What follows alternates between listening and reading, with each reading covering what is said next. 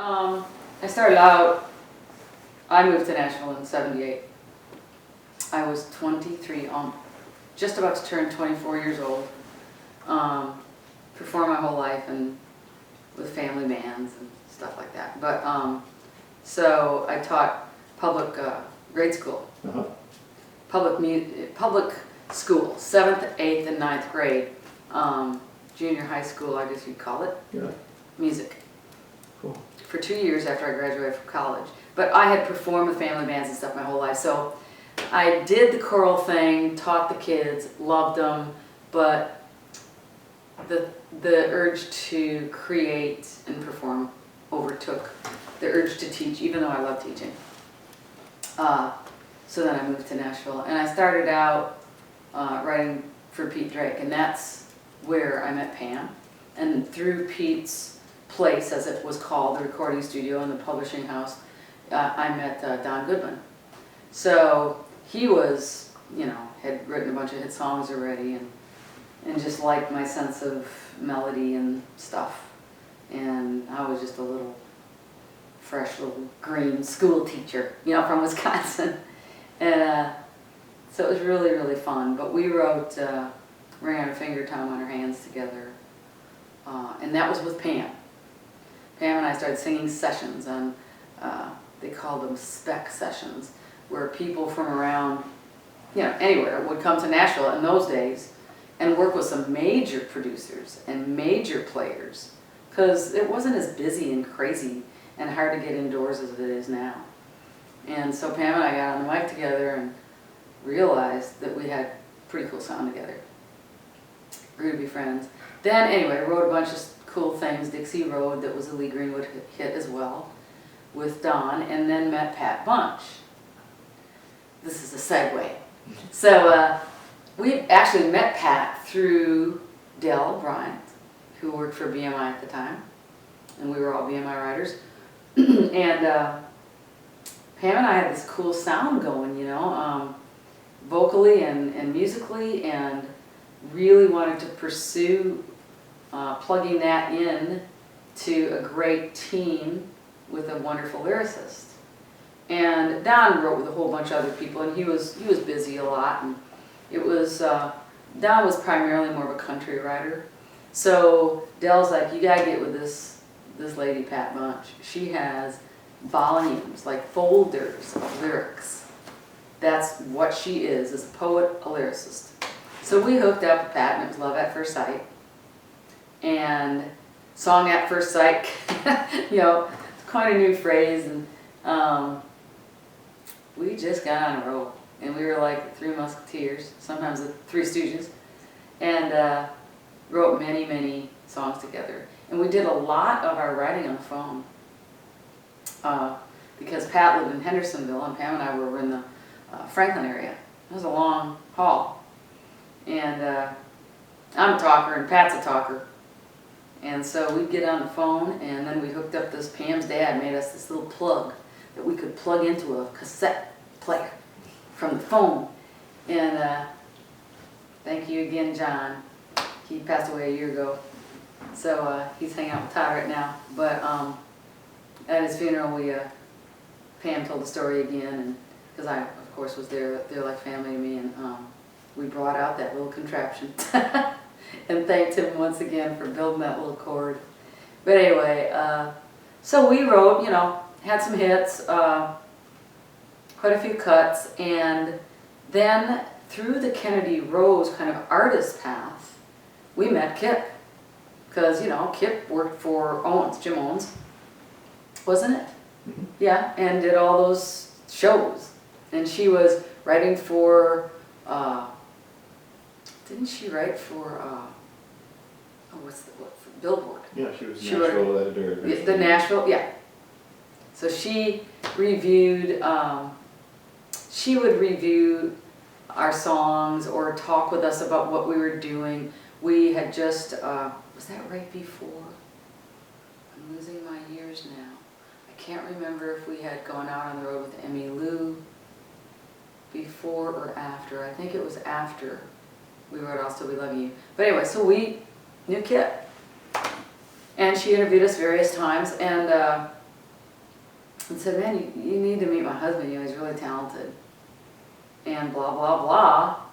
And then we had heard of Todd Cerny, you know, and so we talked one time, of course, really liked him, and he said, man, I got all this new gear too, you know, because he was more techie. Pam's more techie, but we didn't have all the stuff yet. And I'm not techie. I'm more about the feel of it and the acoustic stuff. Heck, I'll play an oatmeal box for a drum, you know. But anyway, but that's what was interesting, because we combined the real organic, acoustic, funky stuff with some techie stuff once the techie stuff came on the scene. Well, Todd had a synthesizer, and we were like, oh, and he had a drum machine and everything. So we went over, it was like, well, let's write. So Pam and I went over to write with Todd. At Todd's house, it was a cool studio. And got to play with all the cool stuff, you know, and Pam sat down at the synthesizer, the keyboard, and was messing around. She plays quite well. And she started playing a progression. And it's the progression. The beginning to I'll Still Be Loving You. With that weird chord. That weird augmented 4 chord, is it? I guess so. Got me. Anyway, and I went, oh my God, that is so cool. And Todd was like, yeah, you know, and he picked up the guitar, his electric, and I started singing. And I'm telling you, I did not sing words but I started going do do do do do do do, and then we worked through that together. The melody just flowed out. We all worked through it together, talked through a couple, you know, of course with Todd and Pammy, talked through a couple of the harmonics changes as we got on down the line in the verse, and then when it hit that chorus, again, worked through that. It happened pretty fast, and when it got to the end of the chorus, I just said, I'll still be loving you. Just came out, and they were like, oh my God, that's it, that's the title. I'm like, man, thank you God. You know, one of those when you know it's like it's coming through you. And so we did a little work tape, and it was, you know, we're all good singers, and so, you know, I just doo-dooed, and then, you know, we kind of would do the I'll Still Be Loving You stuff together. And that thing sat on a work tape on a cassette for a year almost, and none of us were strong enough, and we all agreed, to come up with the quintessential lyric that song demanded, because we knew the potential it had. I'm like, man, this could be like, this could be a big Kenny Rogers cut. You know, because he was so hot at the time. And that's kind of what we thought of. He was crossover, you know, pop country and all that. That cool voice. And finally, after a year, I pulled that work tape out again, and I said, you know what, guys, this is too good. This is too good to waste. Let's call Pat. I know it's 4 writers, but 100% nothing's nothing, and this deserves the best. And we've all kind of tried our, you know, our pen at coming up with the lyric and haven't been happy. Let's just, Pat will kill this. So we were all in agreement, called Pat up, played with a work tape over the phone, may have sent her a cassette as well, I can't remember, in the mail, of course, and because you couldn't do anything, and there weren't computers yet and all that, and emails. So she goes, this is really good. She talks like this. This is really good, Mary Ann, I love this. She goes, so what do you think? And I said, man, well, we've all talked about it. It's kind of like in the verse, it needs to be how you've, you know, made my life so wonderful. And then in the chorus, it needs to be how much I love you. You know, I'll be yours, blah, blah, blah. 20 minutes later. 20 minutes. After a year. 20, that's the difference between a true poet, and she is one. And the song really inspired her. 20 minutes later. How about this? Changing my life with your love has been so easy for you. And I'm amazed every day, and I'll need you until the mountains are valleys. I mean, I just got chills again. And I went, oh my God. Pat, you did it again. So, the rest, as they say, is history. You know, got with Todd and Pam, we did the demo. I think we did the demo.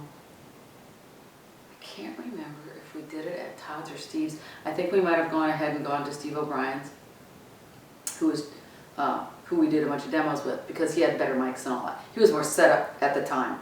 Todd wasn't that set up yet for all that. He just had all the creative stuff, but not as much for recording. And then, man, we got on when it came to that fade, you know, where it's like the chorus comes in with the answers of I'll Still Be Loving You, the three of our vocals, Todd on the bottom. So that's the demo. I mean, I've got it in there on a cassette. I ought to play a little of it. Because I actually took it to the benefit last year. I dug it out and I said, Pam, wouldn't this be so cool if there's an opportunity, because we didn't know what the setup would be, how many people were singing, how crazy the schedule was, so there wasn't an opportunity. But I was going to start out the song before she and I actually performed it. We were going to push play and go to the part where the three of us were singing the answers on the end and saying this is where it all began, you know.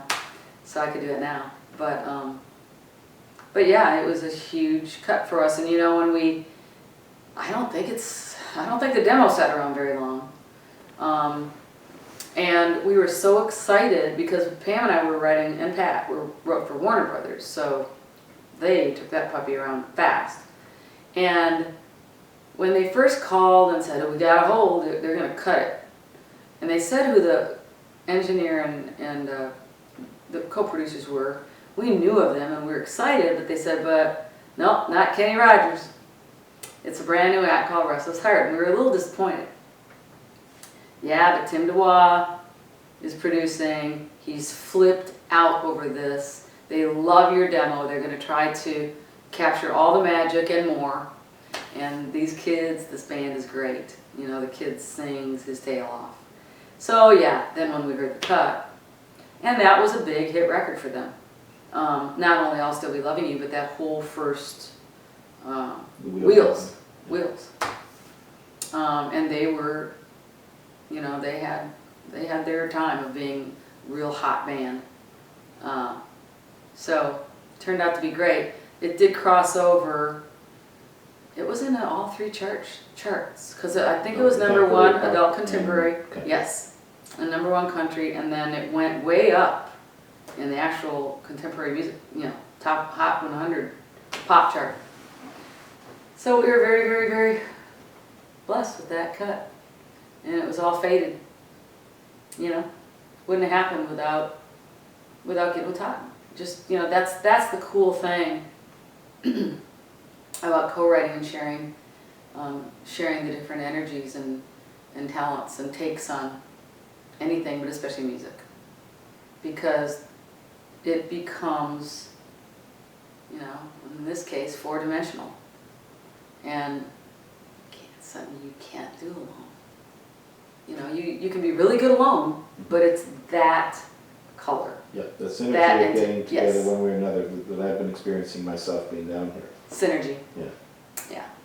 And again, you know, it has to feel really good hanging out, or you just don't do it, you know. So, but yeah, we did have our wonderful time there with Todd, and like I said, I got with him I think only one other time, maybe two. But he was really, really, we were so in our groove as a little threesome, doing our, you know, Pat, Marianne, and Pam stuff. And then we, you know, we're heading toward doing our artist stuff. And we felt so loyal to Pat, we pretty much stayed on that role. And of course, you know. Well, Todd was being shipped out to LA. And he also, that's what I was going to say, and Todd he had his invitations to be the, you know, rock doc. Mm-hmm. And because he was so good at that. I mean, the second song we wrote together, that Walk Into Forever, second song we have demoed.